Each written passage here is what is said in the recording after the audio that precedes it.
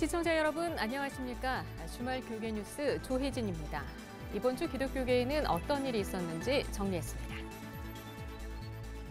이달 초 문재인 대통령이 베를린 구상을 통해 평화를 강조한 대북 통일 정책을 발표한 가운데 기독교계는 한반도 평화 통일 방안을 모색하는 자리를 마련했습니다. 평화한국과 세계 기독교 커뮤니케이션 협의회 CBS가 공동 주최한 포럼에서는 한반도 평화와 통일을 위한 다양한 의견이 제시됐습니다.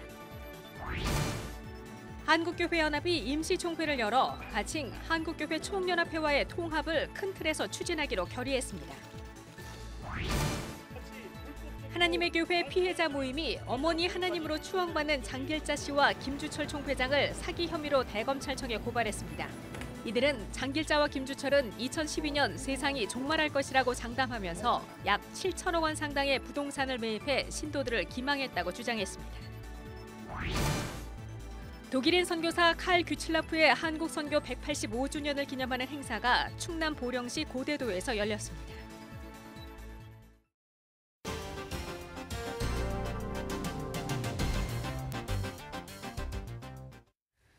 한국교회는 물론 우리 사회 전반에 큰 충격을 주었던 아프가니스탄 피랍 사건이 10주기를 맞았습니다. 충격적이고 안타까운 사건은 한국교회 단기 사역에 영향을 줬고 여전히 한국교회에 메시지를 남기고 있습니다. 취재 기자 나와 있습니다. 천수연 기자. 아프가니스탄 피랍 사건 벌써 10년 전 일인데요. 이해를 위해서 잠깐 그 당시 사건 정리를 해주시겠어요?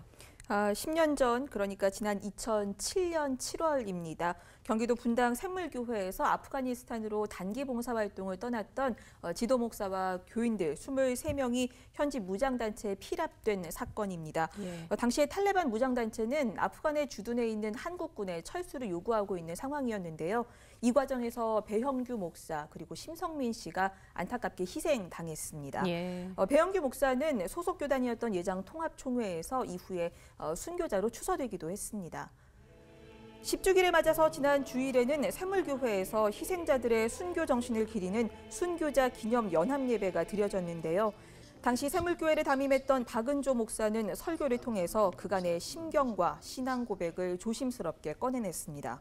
하나님께서는 우리가 알지 못하지만은 전 세계 이목을 아프간으로 집중시키면서 하나님께서 행하시는 일들을 그때 이후로 지금까지 이루어가고 계시는 것을 우리가 조금씩 목격하고 있습니다. 피랍 사건 당시 비기독교인이었던 고 심성민 씨의 어머니는 눈물로 세월을 보내던 중 예수 그리스도를 영접했는데요. 고통의 시간을 지나 지금은 천국에 있는 아들을 만날 것을 믿고 있었습니다. 성민아, 하늘나라 잘 있었나? 엄마도 천국 갈 거다 그렇게 그리 믿고 있다. 보고 싶은 성민이. 네, 참 10년이 지났지만 그 당시의 기억이 아직도 생생합니다. 그 안타까운 기억들이요. 네, 당시 아프간 피랍 사건의 파장이 적지가 않았죠. 그렇습니다. 교회의 단기 봉사활동에 대해서 사회적인 비난과 비판이 거세게 일었었고요. 당장에 많은 교회들이 해외로 봉사활동을 떠나는 것을 일시에 중단하는 그런 상황도 발생했습니다. 그랬죠. 이와 함께 교계에서는 안전에 대한 관심을 환기시켰습니다. 복음을 전하다가 물론 순교할 수 있지만 위기 상황에 대한 충분한 준비를 통해서 희생을 최소화해야 한다는 지적이 많았습니다. 그 결과 피랍 3년 뒤인 2010년에는 한국교회에서 한국위기관리재단을 설립하고 선교지에서 겪게 되는 다양한 위기 상황에 대비해 교육과 준비 시스템을 마련하게 됐습니다. 위기관리 사전 교육을 통해서 위기 예방뿐만 아니라 위기 발생 시에 어떻게 효과적으로 대처할 것인가를 미리 교육을 받는 게 좋고. 그리고 그와 함께 공격적 선교에 대한 반성도 함께 일었었죠. 맞습니다. 이 아프간 사건만이 아니라 한국 교계가 하고 있는 어떤 해외 선교 전반에 대한 반성이 함께 일어났습니다. 물량 중심적인 선교, 직접적 포교 행위 등에 대한 자성이 있었고요. 특히 진심으로 돕고 섬기는 이런 봉사활동 자체, 그 역시 선교활동의 일환임을 일깨우는 기회가 되기도 했습니다. 무엇보다 현지 문화에 대해서 사전에 좀 배우고 그들을 존중하는 태도를 가져야 한다는 점은 지금도 한국교회가 되새겨야 할 과제로 남아 있습니다. 다른 문화에 있는 사람들에게 복음을 전하는 일은 쉬운 일이 아닙니다. 시간적으로 짧게 가지만 그 일이 롱텀 이펙트, 장기적인 효과를 내기 위해서는 장기적인 시간을 투자해야 됩니다. 그리고 단기 사역과 관련해서 조금 다른 얘기가 될 수도 있겠는데요. 요즘에는 해외 유학생이나 외국인 근로자 또 다문화 가정과 같은 해외 이주민들이 늘어나면서 우리 사회가 다문화 사회로 전환되고 있는 그런 상황이죠. 예. 단기 사역을 해외로 나가는 것만이 아니라 이런 우리 주변으로 좀 눈을 돌려서 우리 가까이에 와 있는 다문화 사역들 이런 것들을 단기 사역의 새로운 기회로 보자 이렇게 얘기하는 선교계의 요구도 있습니다. 예, 전수연 기자 잘 들었습니다.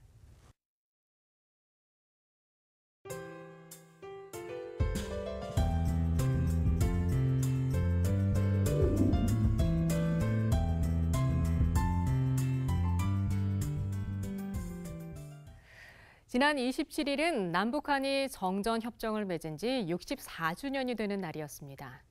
전쟁을 잠시 멈춘 상태의 한반도에 하나님의 평화가 임하길 기원하는 특별한 콘서트가 열렸는데요. 평화 콘서트를 연 길 가는 밴드를 만나봤습니다. 이사라 리포터입니다.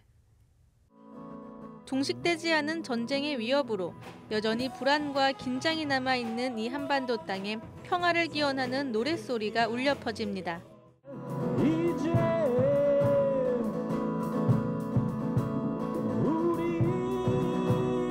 우린 한 가족이구나. 크리스천 남성 5인조로 구성된 길 가는 밴드가 분단된 한반도의 평화와 회복을 기원하는 평화 콘서트 쌀의 노래를 열었습니다. 통일한국을 꿈꾸며 부흥한국에서 7년 동안 찬양 사역을 해온 장현호 씨는 지난 2011년 길 가는 밴드를 결성했습니다. 장 씨는 기독인들만 통용하는 언어가 아닌 비신자들도 편하게 들을 수 있는 언어로 복음을 전하기 위해 경배와 찬양풍의 예배 음악이 아닌 가요풍의 곡을 직접 작사 작곡해 거리 공연을 시작했습니다. 예수님이 이 땅에 오셔서 그 살아갔던 삶들을 본받아서 노래하려고 했던 것인데 이제 저희가 그런 것들을 본받아서 거리에서 노래를 하다 보니 거기에는 아픔을 갖고 있는 사람들도 있었고 또 분단된 어떤 그 남과 북의 현실도 바라보게 되었고 정말 사회적인 약자들도 바라보게 되었고. 길 가는 밴드는 그동안 학습지 해고 노동자들과 세월호 참사를 겪은 유가족들 등 사회 약자들의 곁에서 노래하며 이들을 위로하고 하나님의 정의와 평화를 소망해 왔습니다. 노래로 교회와 세상을 잇는 가교 역할을 하고 싶다는 장 씨는 오늘도 거리에 나서 평화를 노래합니다. CBS 뉴스 이사라입니다.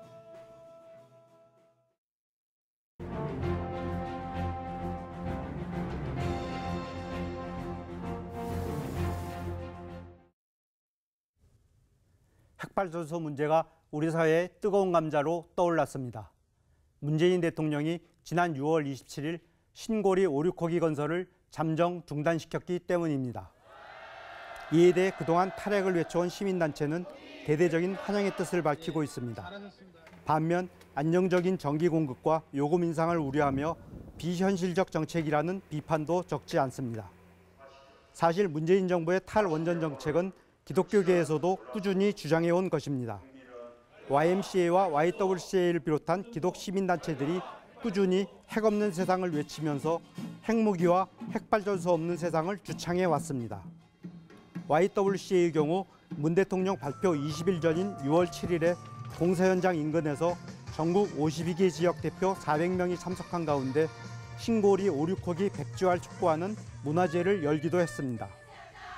YWCA는 또 후쿠시마 원전 사고 3주기인 지난 2014년 3월부터 매주 한 차례 탈핵 불의 날 캠페인을 벌이기 시작해 지금까지 168차례나 이어오고 있습니다. 기독교 황해용운동연대는 탈핵 에너지 전환에 교회가 앞장서야 한다는 성명을 발표했습니다. 인간이 제어할 수 없는 위험한 핵 대신 하나님이 주신 자연의 불을 사용하자는 것입니다. 실제로 생태신학자들은 원자력이 하나님께서 허락하지 않은 것이라고 강조합니다. 자연에는 92개의 원소가 존재하지만 핵발전에서 나오는 플루토늄은 자연에 존재하지 않는 인위적 물질이면서 가공할 만한 위력의 핵폭탄 원료가 되는 것입니다. 물론 정부의 정책 결정은 충분한 논의와 제대로 된 과정을 거쳐서 이루어져야 합니다. 당연히 원자력 중심 정책에서 벗어날 때도 국민들의 우려를 해소시키는 대책이 수립되어야 할 것입니다. 그러나 우리 국민들은 당장 눈앞의 경제적 이익 때문에 핵발전소 유주 정책이 갖는 위험성을 외면해서는 안 됩니다. 특히 우리 그리스도인들은 하나님께서 지으신 창조 질서에 어긋나는 핵이 주는 달콤한 유혹에서 벗어나야 합니다. 핵무기도 핵발전소도 없는 핵 없는 세상을 위해 교회가 마중물이 되기를 소망합니다.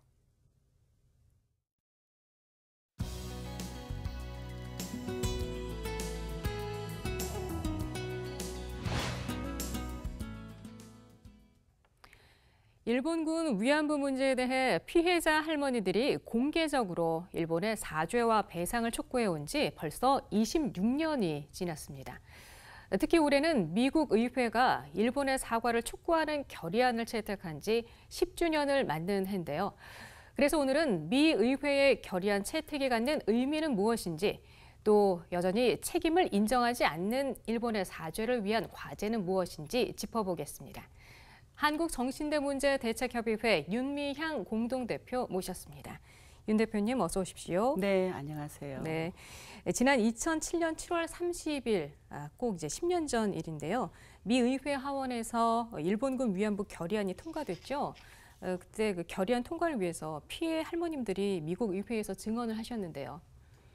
네, 며칠 전에 그 돌아가신 우리 김군자 할머니, 김군자 할머니께서도 미 의회 결의 채택을 위해서 미 국회에서 청문회가 열렸을 때 직접 참석하기도 하셨고요. 또 이용수 할머니께서도 직접 참석하셔서 사실은 그 이전에만 해도 미국 의회 안에서 왜 위안부 문제를 미국에서 의회 그 결의 채택을 해야 되느냐라는 목소리들이 소수 있었어요. 그러니까 많은 목소리는 아니었지만. 그런데 그 두 분과 함께 그 호주에 살고 계신 네덜란드 피해자 한 분이 또 역시 그러니까 세 분이 앉아서 그 청문회에서 증언을 했습니다. 위안부 문제가 한국만의 문제도 아니고 정말로 이 여성들이 겪었던 이 참혹한 과거는 우리 인류가 함께 관심을 가져야 될 여성 인권 문제구나라는 그런 계기를 갖게 했고 만장일치로 그 위안부 결의안이 채택되는 영향을 미칩니다. 또 뿐만 아니라 그 결의 속에는 일본 정부에게 공식 사죄를 요청하고요. 그리고 이것이 범죄였다는 걸 인정할 것을 요청을 합니다. 역사 교과서에 기록해서 올바르게 교육하라는 것도 요청을 하고요. 이 결의가 갖고 있는 그 국제적인 영향력은 굉장히 컸어요. 그러니까 그때까지만 해도 다른 나라 의회에서는 의회가 이 문제를 관심을 가진다라는 건 사실은 정치 무대로 이 문제가 옮겨갔다는 걸 의미하는 거죠. 시민사회 영역에서. 그런데 미국 의회 결의 채택을 시작으로 해서 네덜란드, 캐나다, 유럽연합, 그리고 뒤에는 한국, 그리고 대만까지 결의를 채택하게 되는 그런 또 기폭제 역할을 하죠. 네네. 그리고 지금 많은 국제사회가 지금 다 같이 관심을 기울이고 있는 그런 상태죠? 네, 그렇습니다. 아하, 예. 그래서 미 하원 결의 이제 10주년을 맞아서 기자회견을 하셨어요. 그렇게 큰 의미가 있었던 그 10년 전 일이. 근데 지금에 와서는 미국의 태도가 좀 후퇴했다. 이런 지적을 하셨어요? 그렇죠. 벌써 10년이 됐는데요. 성노예라고 했던 인식이 여성들을 성적인 목적으로 인신매매한 범죄였다라고 다분히 국가의 책임을 부정하고 민간의 책임처럼 그렇게 지금 넘기는 그런 인식을 미 국무부가 갖고 있고 무엇보다도 이 일본군 위안부 문제는 그 합의 그러니까 결의 채택에서도 드러났지만 2015년 12월 28일 한일 합의 배후에서 미국이 적극적으로 어떤 압력 행사를 통해서 뭐라고 그럴까요? 이 위안부 문제를 정치적인 문제로 정말로 정치적인 문제로 혹은 경제적인 문제로 혹은 국익에 방해가 되는 문제로 그렇게 합의를 강요했다라는 것 이것이 지금 최근에 드러나고 있어요. 그래서 하원 결의 채택 10주년을 맞이하는 피해자들의 어떤 마음이라 그럴까요? 또 김군자 할머니를 떠나 보내고 남아 계신 또 우리 이용수 할머니의 마음이라 그럴까요? 왜 우리들의 인권 문제를 미국이 그렇게 지금 우리의 명예를 훼손하는 방식으로 일본에게 편을 드느냐, 네, 피해자들의 그러네요. 편을 들어야지 하는 예, 목소리를 예. 내고 계시는 겁니다. 아, 지금 할머니들 굉장히 씁쓸해하실 것 같은데요. 그러니까 방금 말씀하신 그 한일 합의, 전 정권에서 이루어졌던 한일 합의를 네. 이제 바로 잡기 위한 노력을 지금 기울이고 계시잖아요. 그렇습니다. 네, 어디에 초점을 맞추고 계십니까? 참 힘들어요. 이건 일본과의 관계에서 해야 되기 때문에 참 어려운 점이 있습니다. 그렇군요. 하지만 예. 저희들이 지금 한국 정부에게 요구하는 것은 명백하게 이것이 잘못되었다라는 것. 그러니까 문재인 대통령도 후보 시절에 공약으로 내세웠던 무효화되어야 된다. 왜? 이건 피해자들이 받아들이지 않고 국민들이 받아들이지 않기 때문에 예. 그런 어떤 명확한 입장 그것을 전해줬으면 좋겠고 무엇보다도 법적 배상도 아닌 그러니까 국제개발도상국에 지원하는 그런 지원금으로 10억 엔을 받았어요. 그러니까 그 피해자들은 어떻게 표현을 하냐면은 우리의 역사를 단돈 10억 엔을 받았다. 라고 표현을 하십니다. 예. 그러니까 우리가 그렇게 일본 정부에게 돈 때문에 돈을 달라고 한 것이 아니라고 이야기를 했는데 역사의 진실, 그렇죠. 공식 네. 사죄, 그리고 법적인 책임으로 배상. 그런데 결국 우리가 돈이 필요한 불쌍한 노인으로 그렇게 취급하고 돈이면 다 되는 것처럼 했다. 근데 그걸 우리 정부가 받아들인 것이다. 이거 반환해야 된다. 라는 목소리를 오늘도 또 내일도 어제도 계속해서 지금 내고 있습니다. 그래서 앞으로 저희들이 그런 노력을 통해서 더 국민모금도 통해서 피해자들에게 우리 국민이 성금으로 오히려 지원하고 또 상을 드리고 하는 그런 노력도 함께 나갈 생각입니다. 특별히 한국의 교회가 예. 그동안에 사실은 첫 출발을 교회 여성들이 이 일을 이끌었고 맞습니다. 아무도 관심을 갖지 않을 때 피해자들이 침묵을 깨뜨릴 수 있게끔 도와줬던 용기를 줬던 것이 바로 한국 교회 여성들이었거든요. 그러니까 앞으로 이 교회 여성들이 어떻게 하면 이 피해자들의 울부짖음 명예와 인권 회복을 바란다라는 이 할머니들의 호소를 함께 행동으로 받아줄 수 있을까? 어떻게 네. 함께 손 잡을 수 있을까? 하는 것을 저희들이 지금 생각으로는 11월 25일까지 아직 할머니들이 해방이 되지 않았다고 얘기를 하고 있기 때문에 예. 참 해방을 위해서 할머니들에게 정말로 훌륭한 어떤 인권상을 드리는 그런 상금을 모으기 위한 모금 활동을 시작을 했거든요. 아하, 그 예. 일에도 한국 교회 여성들이 함께 했으면 좋겠습니다. 네. 시작을 한국교회가 시작을 했는데요. 좀 끝까지 한국교회가 관심을 기울였으면 하는 그런 바람을 가져봅니다. 윤 대표님 오늘 말씀 감사합니다. 네, 고맙습니다. 이상으로 CBS 주말 교계 뉴스를 모두 마치겠습니다. 시청해주신 여러분 고맙습니다.